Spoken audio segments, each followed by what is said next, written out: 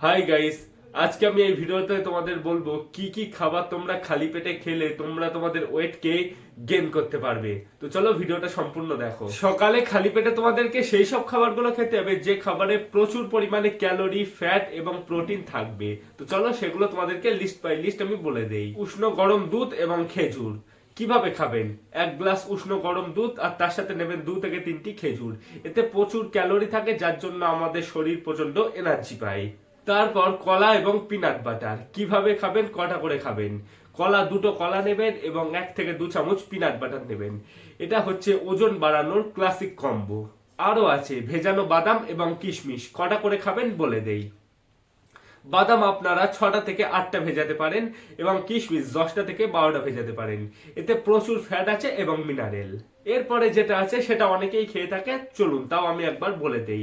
সেদ্ধ ডিম এবং দুধ। কটা করে খাবেন? এই সেদ্ধ ডিম আপনারা 2 থেকে 3টে নিতে পারেন আর 1 গ্লাস গরম উষ্ণ দুধ নিতে পারেন। এতে শরীরের মধ্যে প্রোটিন ভালোভাবে কাজ করে যাতে আপনাদের মাসেল গেইন হবে।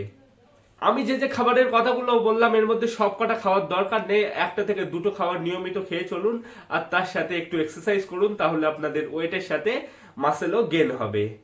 আর এরকম আরো ভিডিও দেখার জন্য ইওর ফিটনেস ফ্রেন্ডকে এখনই সাবস্ক্রাইব করুন। আমি তোমাদের বডি হেলদি বানাবো।